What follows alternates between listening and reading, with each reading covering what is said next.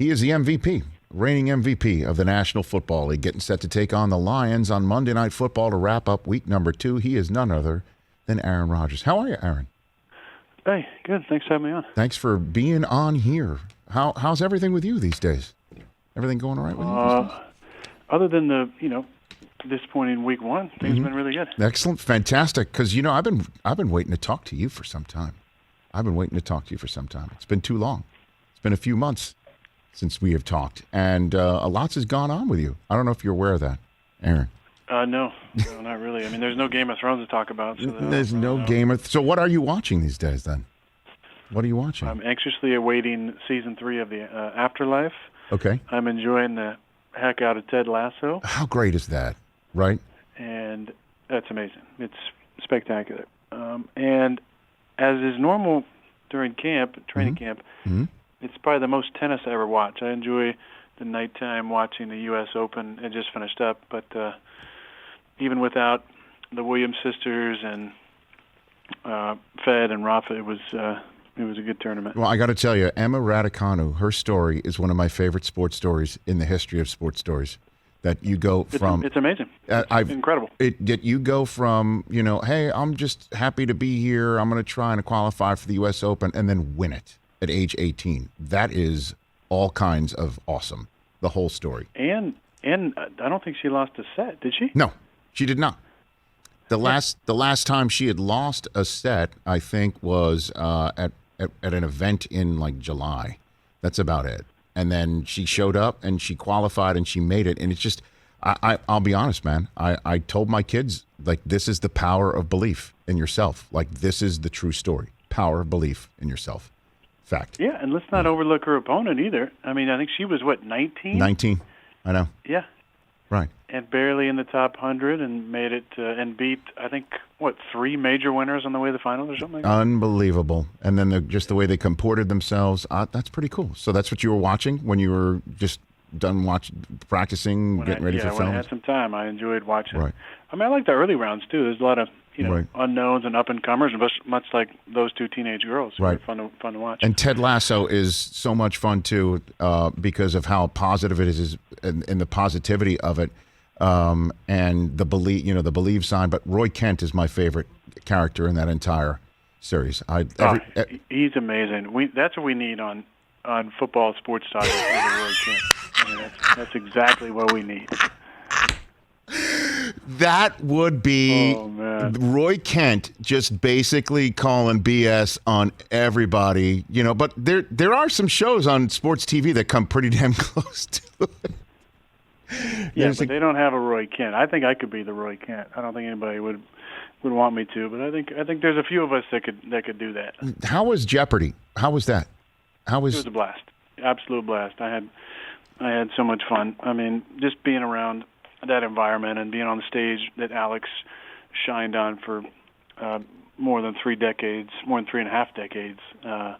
Getting to know the crew was just so fun. I mean, the makeup ladies, the hair lady, the stylist, all the people on the floor. I mean, it was a dream. I mean, it was surreal from the first moment I stepped on until, kind of taking my bows as I left. I was just in total gratitude to be there and blown away and really wanted to do a good job. I feel like I represented myself and Alex well and just had a lot of fun doing it. Well, so thankful for that opportunity. And it's a hell of an opportunity, as you know, and, the gameplay of it, hosting it is not easy to do, and then just being, part of a broadcast team is just not easy to just slip right into.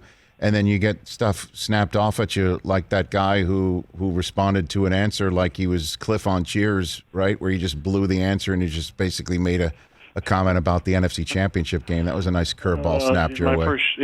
My first episode too. That was. Is that right? Come on! That was your first one. He snapped. My first real episode. It was pretty amazing. And the best part is you can kind of see during the 30 seconds of Final Jeopardy when the classic music is playing. Yep. My screen goes to their board, so I can see what they're writing. So I started to see the beginning of his answer before I went to take my mark and get ready for the reveal.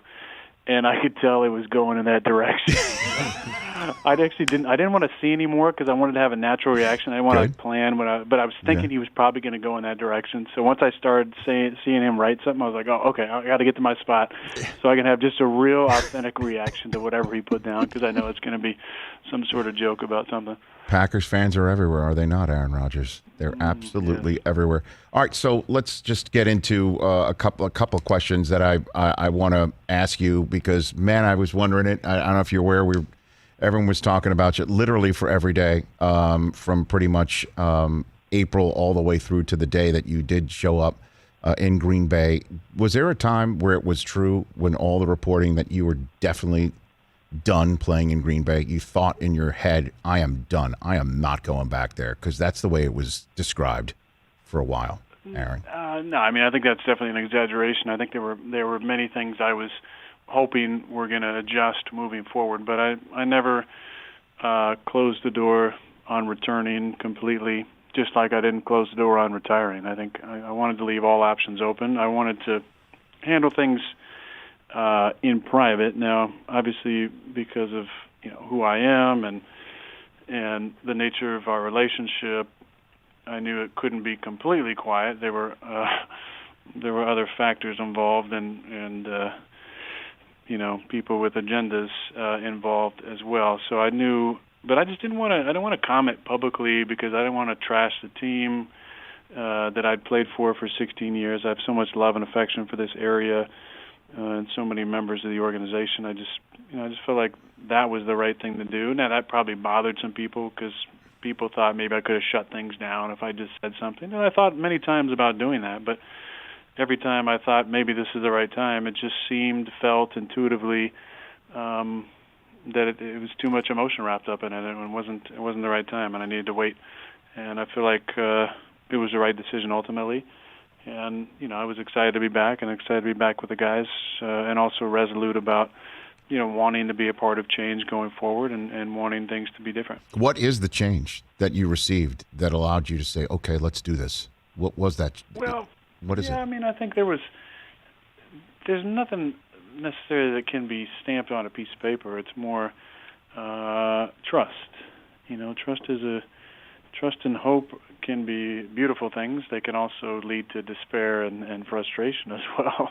But I tend to be a little more altruistic and optimistic on those two things, and it's trusting and hoping that things can improve and we can all grow together. I feel like I wanted to make that clear as well, that I wasn't at all a victim ever in the circumstance.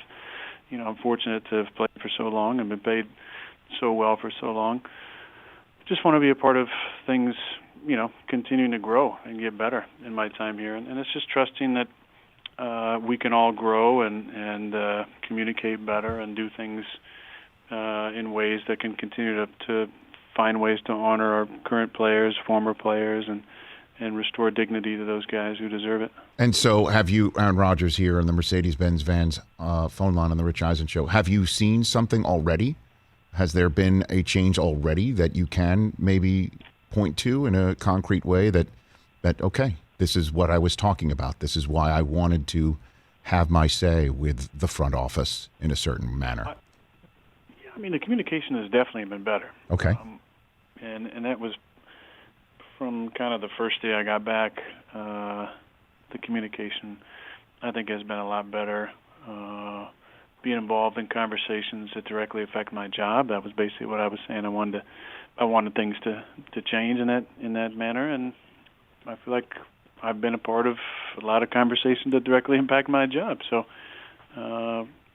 starting off the right way. Okay. Do you ever have a conversation with Tom Brady at all on this subject matter? Since I guess he's kind of the standard bearer of all-time great, long time with a team.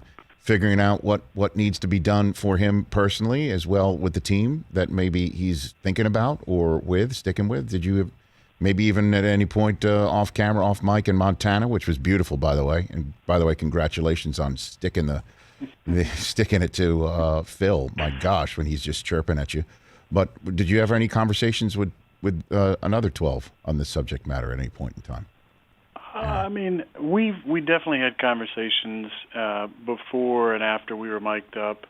Tom and I have been friends for a long time, and enjoy every time we get a chance to catch up.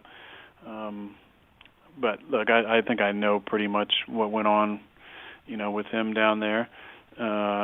Different situation. I've been here for 16 years, and he was going to a new team, and obviously a lot of the things that he was asking for and wanted, he got. Whether it was Antonio or Gronk or whatnot, but different situation, and this is obviously very personal to me. So I did have some conversations with a number of close friends and confidants about this situation, and those definitely helped me with the right perspective moving forward. And then Monday night, are you going to just, where are you on this? I mean, last time you were on last year, or 2 times ago when you were on last year, you said you were at peace with yourself.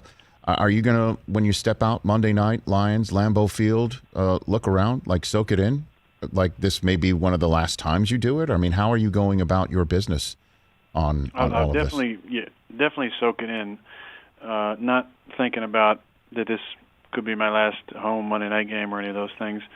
But definitely we'll soak it in. Just we haven't had fans really, other than small splattering last year in playoffs.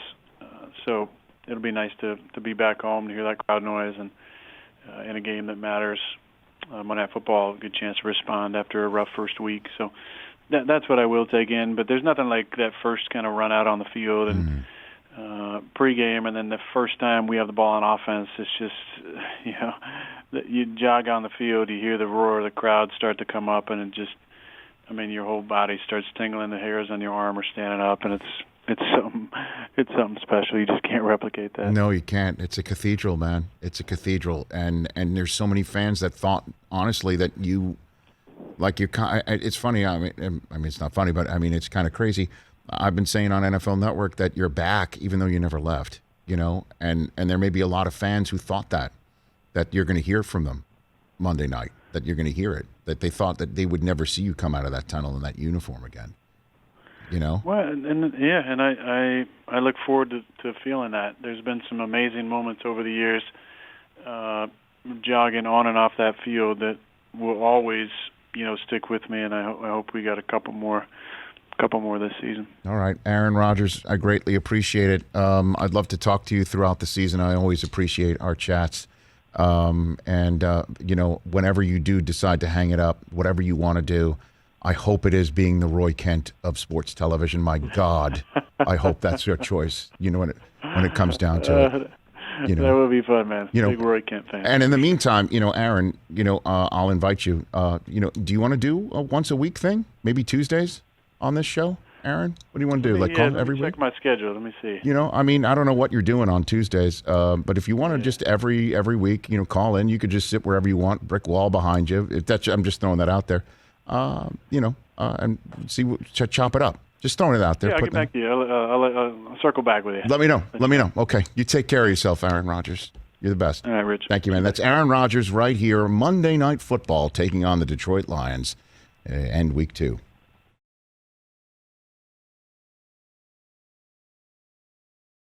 Hey, you watched all the way to the end. Thanks for that. Watch more right here.